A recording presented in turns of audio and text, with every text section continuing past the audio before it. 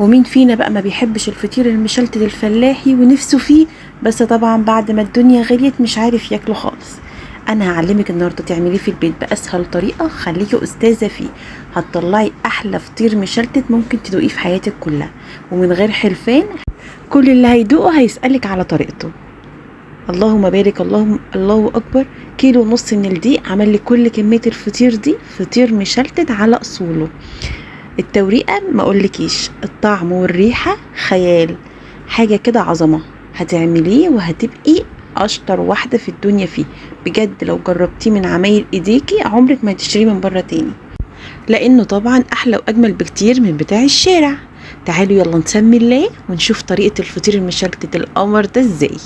نسمي الله كده. معايا كيلو ونص من الدقيق، اي نوع دقيق. حطيت عليه معلقه من الملح واربع معالق من السكر. ممكن تقللي كميه السكر، تحطي معلقتين، تحطي 3، انا حطيت 4. وبعد كده حطيت نص معلقه من البيكنج باودر. هتقولي لي ازاي بتحطي البيكنج باودر على الفطير؟ جربوا البيكنج باودر مع العجينه، بيفرق جدا، وخاصه لو انت ما بتقدريش تعجني كتير او ما عندكيش عجان وهتعجني على ايديكي زي كده. حطي البيكنج باودر هيفرق معاكي كتير جدا. نيجي بقى لكميه الميه. انا بحط على الكيلو الدقيق حوالي كوبايتين ونص من الميه، ميه دافيه من الحنفيه. بحط على الكيلو الدقيق كوبايتين ونص. انا دلوقتي معايا كيلو ونص من الدقيق، اخده معايا حوالي 3 كوبايات ونص، وعليهم زياده معلقتين من الميه. طبعا بتختلف كميه الميه على حسب نوع الدقيق، ممكن تزودي ميه ممكن تقللي على حسب الدقيق اللي انت مستخدماه. بحط كميه الميه لحد ما الاقي العجينه كده بقت طريه تحت ايدي. اهم من العجين عجن العجين، فلازم اربي العجين عرق كويس كده علشان تتفرد معايا، وانا بفرد بقى بسهوله كده وما تبقاش مكتله معايا خالص. عجنت بقى العجينه ولميتها كده ونزلت بيها على الرخامه. حطيت على رشه دقيق، كانت لسه طالما هي لسه ملزقه في ايدي كده، فحطيت عليها رشه واحده بس من الدقيق، وبدات اعجنها بقى، اعجنها كويس قوي كده بحيث اربي لها عرق كويس. طبعا لو عندك عجان هيوفر عليك الوقت ده كله والمجهود، بس طالما مش موجود نعجن كويس قوي بقى كده بايدينا. ما بنحطش فيها زيت، ما بنحطش سمنه. عجينه الفطير دقيق وسكر وملح فقط. عجنتها بقى لحد ما تبقى ناعمه تحت ايدي كده. طبعا دي نفس عجينه الرقاق الطري والرقاق الناشف، هي نفس العجينه. عجنتها بقى كويس قوي كده لحد ما تبقى ناعمه في ايدي. هي احلى عجينه ممكن تمسكيها، طريه طراوه ما اقولكيش، طريه جدا وناعمه جدا جدا جدا. حطيتها بقى في طبق كده بعد ما مسحته مسحه من الزيت، وغطيتها سبتها ترتاح بس من تلت ساعه لنص ساعه. هي ما بتخمرش لان ما فيهاش خميره، هي بس بترتاح. سبتها حوالي نص ساعه، وبعد كده بقى فردتها قدامي كده علشان ابدا اقطعها لكور صغيره. طبعا ممكن تقطعيها بالقطاعه زي ما انا عملت كده. انا بقولك ان هي ممكن تقطعيها بالقطاعه كده، وممكن طبعا تكملي زي ما انا هعمل بايدي. قطعتها بايدي، ده بالنسبه لي كان اسهل. بقطعها بقى كور صغيره كده، كل كوره حوالي من 30 ل 40 جرام. الكوره تبقى مغطيه كف الايد كده بس. ممكن تعملي الكور اكبر، ممكن تعمليها اصغر، على حسب انت بتحبي الفطيره قد ايه.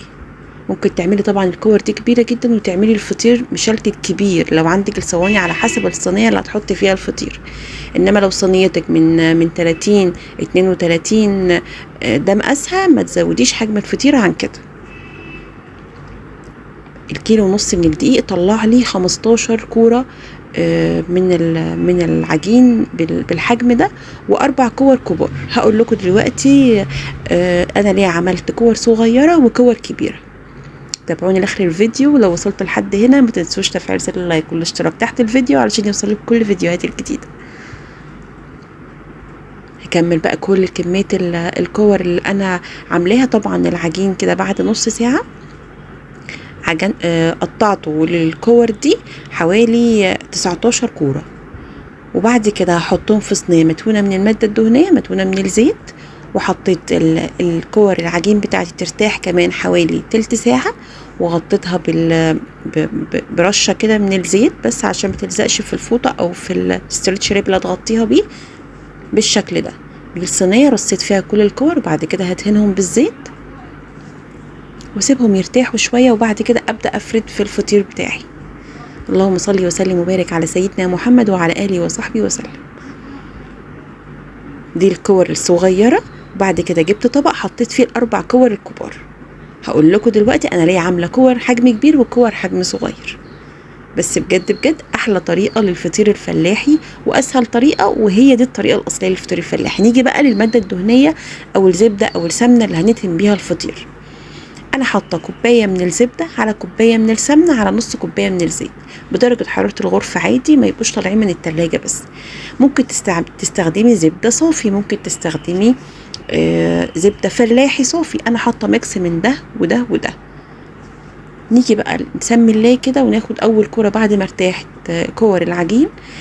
دهنت الرخامه بالزيت. هتدهني الرخامه بالزيت كويس قوي، ده بيجري العجينه قدامك وبتقدري تفرديها حتى ايديكي انت تدهنيها بالزيت.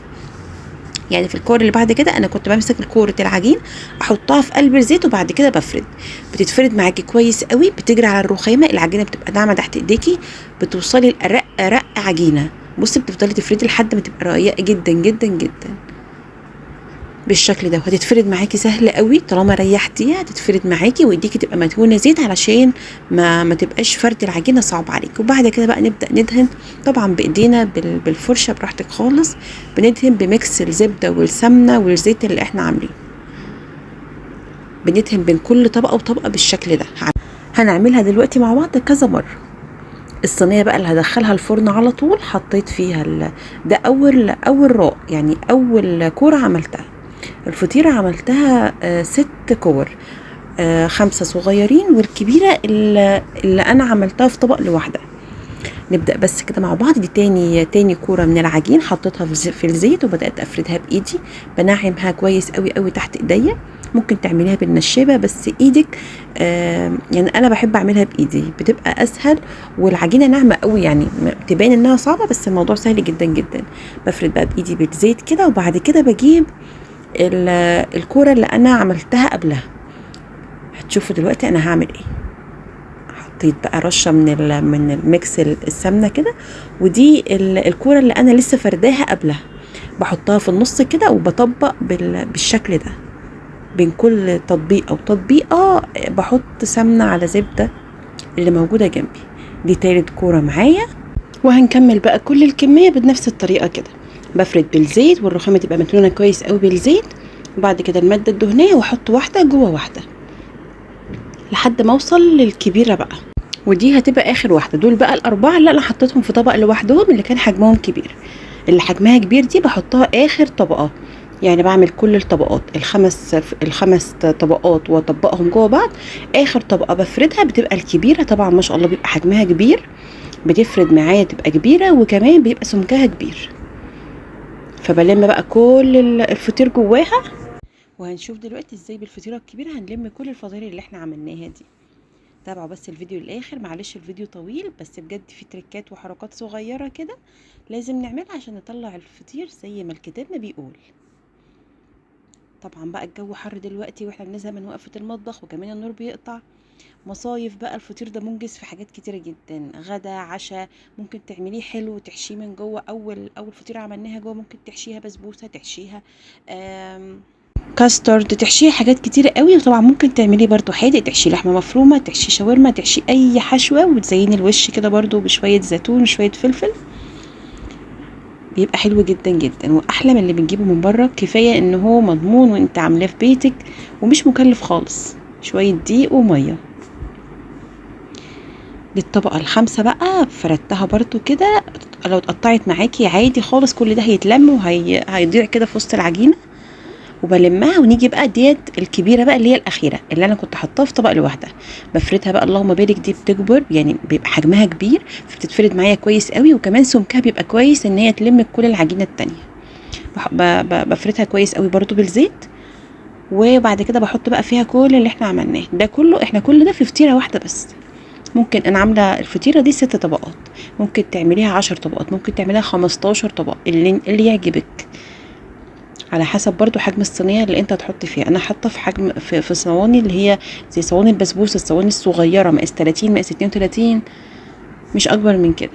ممكن لو هتعملي في صواني كبيره زي السيجون بتاعه الفرن كده كبري وزودي عدد الرقات براحتك جدا، يعني مش مفيش اي ضرر، هتبقى حلوه جدا جدا وتبقى حجمها كبير برضو. فممكن طبعا تصغري عن كده برضو.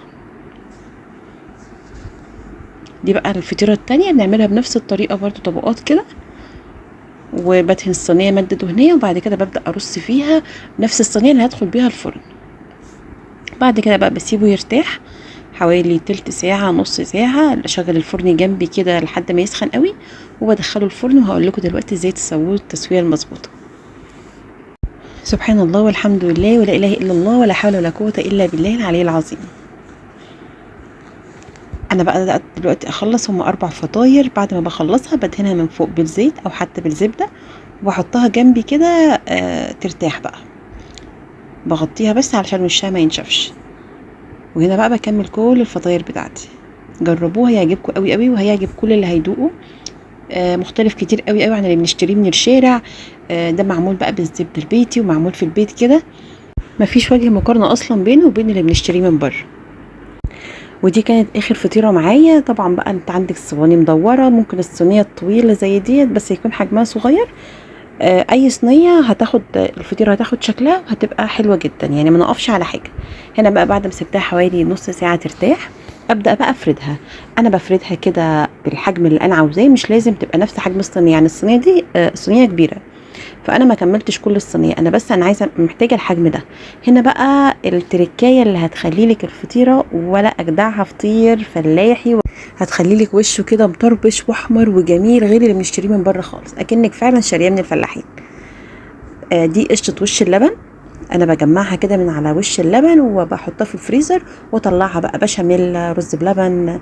الفطير زي كده باخد بس منها حوالي معلقه.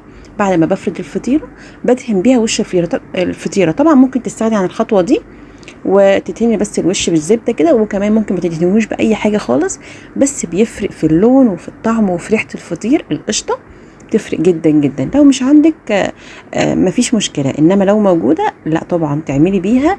تحط معلقه كبيره كده عليها على الفطيره من فوق بعد ما تفرديها، بتديله لون حلو قوي قوي وريحه، وبيبقى عارفه اللي هو ايه، في فرق بينه وبين اي حد بيعمله.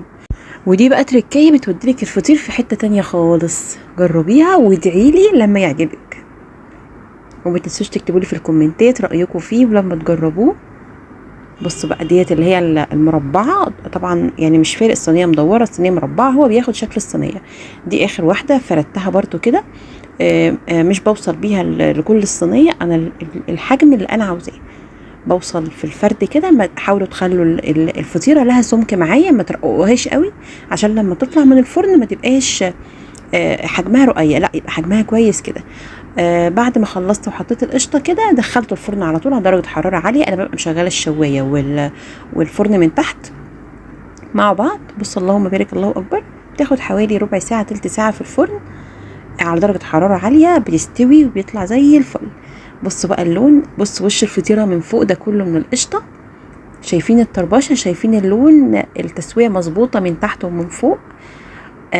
ريحته خطيره، طعمه مفيش احلى من كده.